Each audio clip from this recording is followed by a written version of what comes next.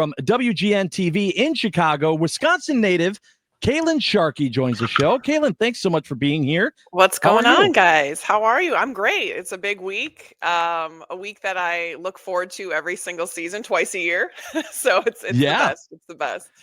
I mean, first of all, it's just I love that we're getting to talk. It's been a minute Yes. since we've been on the airwaves together, and I remember just when you made that move. It was a good career move for you, but moving to Chicago, and it took a long time. I feel for people that when you would be doing your job and you would be posting the content that you need to, and the responses would be, "Yeah, when are you moving home? Yeah. Hey, when are you coming home? We miss you here in Wisconsin. We miss you here covering our Some people teams." were calling you Craig Counsell before Craig No, Counsell. no, I no, said no.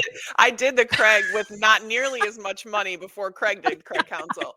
I wish hey, if I would have had that money offer too, I would have been out of town as well. No, I think it's so much fun. I still got like the other day I posted, I don't know, the Bears injury report. No, I posted that the Bears were the 1 seed in the NFC.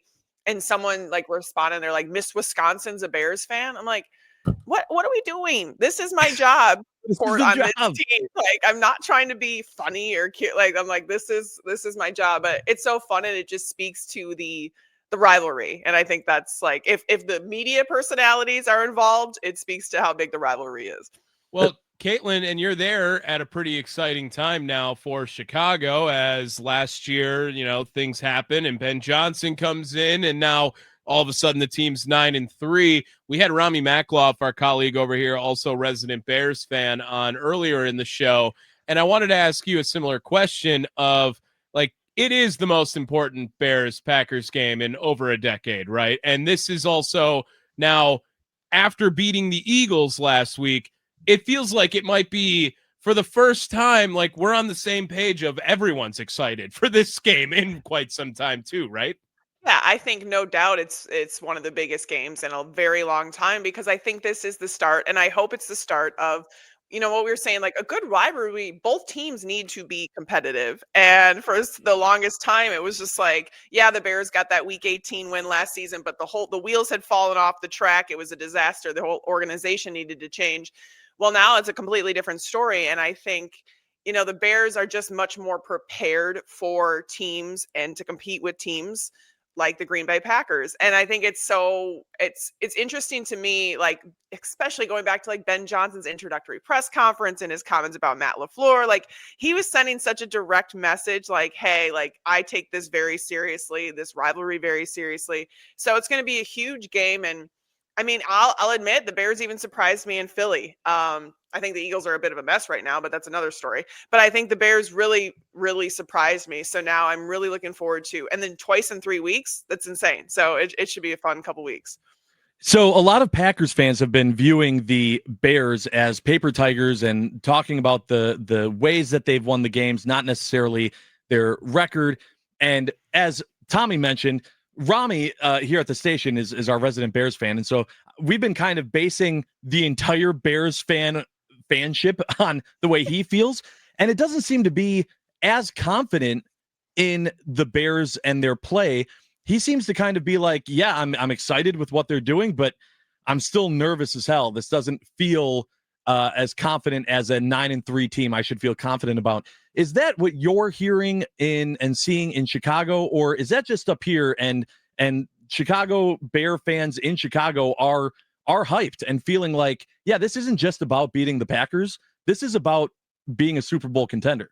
Yeah, I mean, there's cautious optimism for sure, and for good reason. And I think it starts mainly, and I think that's just by default. Sometimes when you're looking at a football team, are they good? Who have they beaten? You look at the quarterback, right? And you look what the quarterback is doing, what he isn't doing. And for the Bears, Caleb Williams is doing exactly what Ben Johnson needs him to do, running the offense that Ben Johnson needs him to run, leaning on the run game, all of those things. But like, if you step back, you're like, this passing game looks very disjointed. It's kind of like, okay, his stat line isn't that flashy. He's barely over 50% completion percentage. So you start going, wait a minute, like, they can't be a Super Bowl contender if their quarterback is still kind of in this progression and learning this new offense. So I think that's where the caution comes from. But all out, like, the rest of the team, I mean, the coaching, is solid. They're not gonna make boneheaded decisions like they have in the past when it comes to coaching.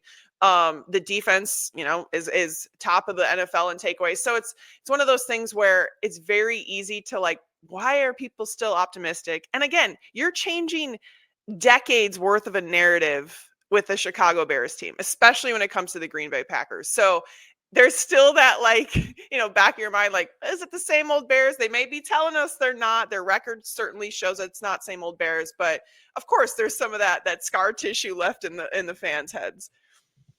Kaitlin Sharkey, WGN TV, joining us here on Inside Wisconsin Sports.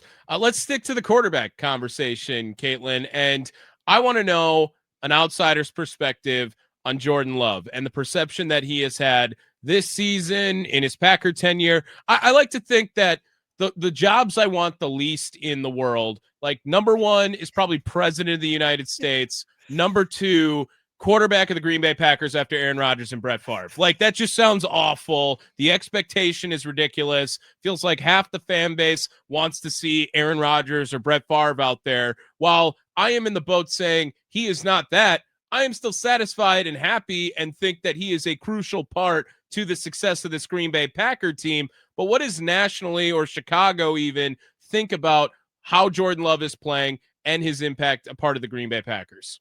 I think it's interesting because you look at someone like Jordan Love, and now that I'm removed from it, I haven't covered the Packers in 6 years, six seasons. So you look at it like, well, he's doing what they need him to do. They're still contenders. They're competitive. He's not going to have he's not having perfect games. He's not having those holy cow moments. I think that sometimes he'll deliver throws or, kind of in clutch situations, step up and deliver.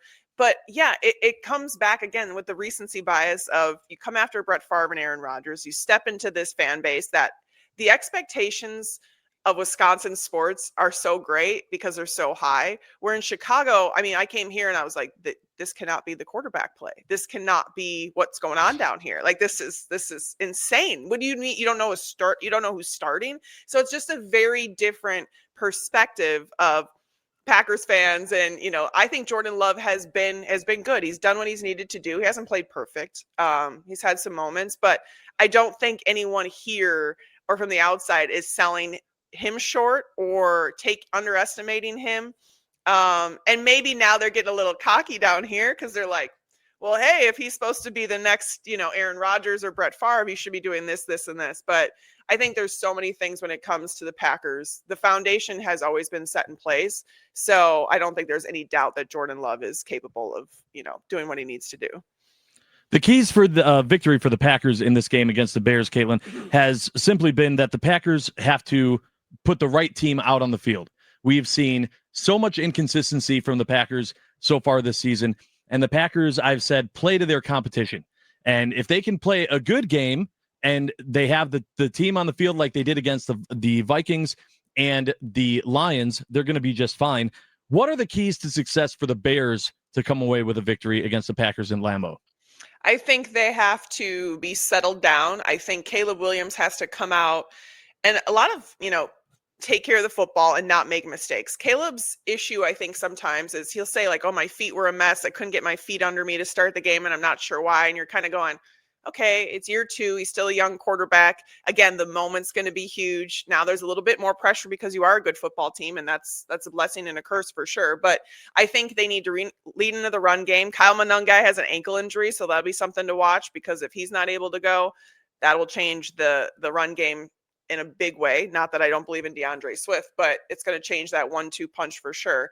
Lean into the run game and take the ball away. This defense has been built around takeaways. They're ball hawks. They're crazy about it because of their former Packer DB head coach and Al Harris. So Al Harris has taught this team like, hey, you go after the ball. So if they take away the football, run the game, don't do anything reckless. And it would be nice to see the passing game get going. But again, Micah Parsons, that's a whole different game changer for Caleb Williams. And Ben Johnson said it this week. This will be one of the toughest defenses they face, no doubt, this season. So it'll be a real test. I got one more question for you here, Kaitlin, and it regards to looking ahead past just this week against Green Bay. But let's just say worst case scenario, the Bears don't win another game all season, but they still make the playoffs, and whatever happens in the playoffs, whatever. Are the Bears ahead of schedule? I mean, after 1 year of Ben Johnson, it sure feels like no matter what, like everything extra, right? Like everything's gravy after this already for Chicago. The last time they made the postseason, they were 8-8. I mean, they already are more improved on that 2020 year. So it feels like they are already relevant before they thought they were going to be. 100%. They've exceeded my own expectations. I think I predicted 8 wins at the beginning of the season, and even that I thought would be a great jump because you come off a 5-win season, you fire your head coach, everything's a disaster.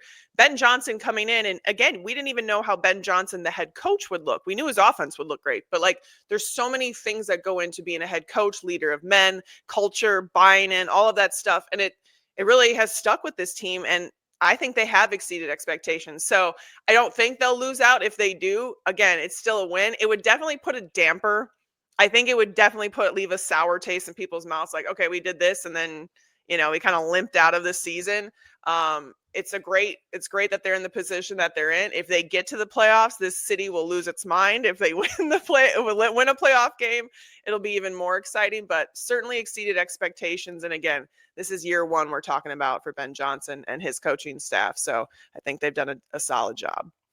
Kaitlin Sharkey of WGN TV joining us here on Inside Wisconsin Sports on the Wisconsin Sports Radio Network guest hotline powered by Gruber Law. One call, that's all. All right, quickly, Kaitlin, before we let you go, I need to get a score prediction from you.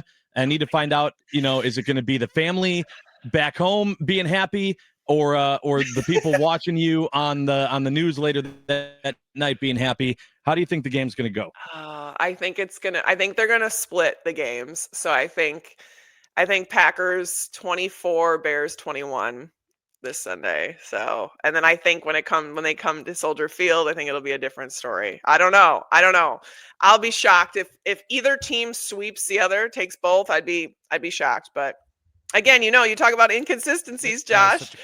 The Packers just call it how it is. Like, that's a cop-out answer there. I actually listen, I'm happy with that answer because I can't tell you why, but I feel like the first matchup between Packers and Bears holds more weight than the second. I understand that they both count the same in the standings and for the North divisionally, but for some reason it just feels like the first meeting between the two teams. Yeah, you want to go, hey, we hold more weight. Mm-hmm. Yeah, it's absolutely about making a statement right away. So I'm hoping you're right. I'll take that answer, Kaitlin. I appreciate it, and I appreciate you joining us. Thanks so much. I'm glad to see you're doing well, and hopefully we can talk to you again when the Packers make their way down to Chicago. Absolutely, looking forward to it, guys. Thanks for having me on.